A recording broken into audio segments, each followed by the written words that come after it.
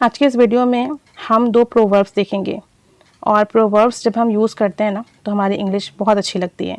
और फिर प्रोवर्ब्स के जो मीनिंग्स होते हैं वो अगर आप पूरा सेंटेंस भी इंग्लिश में ना बोले, सिर्फ उतना भी बोल देना तो भी बेहतर होता है।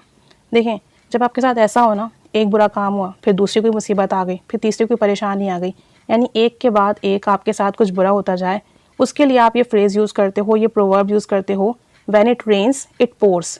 When it rains it pours यानी कि एक मुसीबत आई, उसके बाद दूसरी, फिर तीसरी, मुसीबतों की बौछार हो गई, परेशानियों की बौछार हो गई, तो उसके लिए आप यूज़ करोगे when it rains it pours. अब ये ज़्यादातर आप सिचुएशन या कॉन्वर्जेशन जब हो रही होती है तब यूज़ करते हो। जैसे कि अगर हम एग्जाम्पल लें, after months of looking for a job, यानी कई महीने जॉब तलाश करने के बाद, माई मनी एंडेड, मेरे जितने पैसे थे ख़त्म हो गए, and I got into an accident too, और मेरा हादसा भी हो गया, मेरा एक्सीडेंट भी हो गया। यानी पहले क्या हुआ, जॉब भी नहीं मिली, पैसे भी सारे ख़त्म हो गए और फिर हादसा भी हो गया। When it rains it pours, जब मुसीबत आती है तो एक के बाद एक आती ही चली जाती है, यानी जब परेशानियाँ आती हैं तो बस आती ही चली जाती हैं। तो इस तरह से आप इसे कॉन्वर्जेशन में यूज़ करोगे। एक और जगह देख लेते हैं हम कैसे यूज़ करेंगे। Everyone in my house is sick, हर कोई मेरे घर में इस वक्त बीमार है।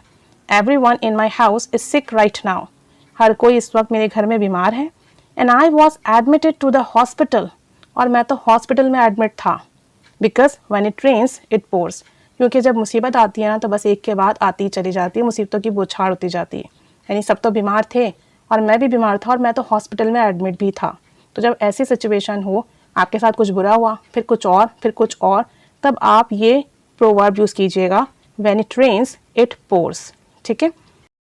अच्छा, दूसरा हमारा ईडियम है और वो ईडियम है burst into tear. Burst into tears, इसका मतलब होता है फूट फूट कर रोना। कोई इतनी बुरी सिचुएशन हो गई, ऐसी अनकंट्रोलेबल सिचुएशन थी कि आप फूट फूट कर रो पड़े, आप ज़ोर ज़ोर से रोना शुरू कर दिए, उसके लिए आप यूज़ करोगे बर्स्ट इनटू टीयर्स। और ये आपका प्रेजेंट, फ्यूचर, पास्ट सब में सेम होगा। कंटिन्यूस में आप बर्स्टिंग कर दीजिएगा। एग्जाम्पल देखते हैं। I burst into tears when I didn't find any job, मैं फूट फूट कर रो पड़ा जब मुझे कोई जॉब नहीं मिली, मैं जॉब तलाश नहीं कर सका, क्योंकि मैं इतने टाइम से जॉब तलाश कर रहा हूँ, अभी तक नहीं मिली, थक गया, हार गया, तो मैंने फूट फूट कर रोना शुरू कर दिया। I burst into tears when I didn't find any job. एक और सेंटेंस देखें। शी बर्स्ट इनटू टीयर्स, वो फूट फूट कर रोने लगी, when she forgot the way to a new city, जब वो रास्ता भूल गई एक नई जगह में, एक नए शहर में। जब वो एक नई जगह में, एक नए शहर में रास्ता भूल गई तो वो फूट फूट कर रोने लगी, ज़ोर ज़ोर से रोने लगी। She burst into tears when she forgot the way to a new city. एक और सेंटेंस देखते हैं। He burst into tears, वो फूट फूट के रोने लगा, वो ज़ोर ज़ोर से रोने लगा। When snatchers snatched his documents, जब स्नैचर्स ने, रॉबर्स ने, डाकुओं ने, चोरों ने उसके डॉक्यूमेंट्स चुरा लिए, उसके डॉक्यूमेंट्स छीन लिए।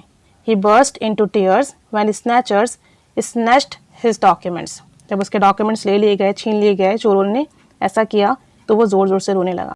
So burst into tears mean ऐसी सिचुएशन हो जहाँ आप हेल्पलेस हों, कुछ बहुत बुरा हो जाए, अनकंट्रोलेबल हो और आप ज़ोर ज़ोर से रोना शुरू कर दें। और when it rains it pours mean एक के बाद एक बुरी हालत होते जाना, हालत ख़राब होते जाना, परेशानियाँ आते जाना, मसाइल आना, मुसीबतें आना, तब आप यूज़ करेंगे। अब आप इसे यूज़ कीजिए अपनी कॉन्वर्जेशन में, प्रैक्टिस कीजिए। Keep staying with us. Thanks for watching.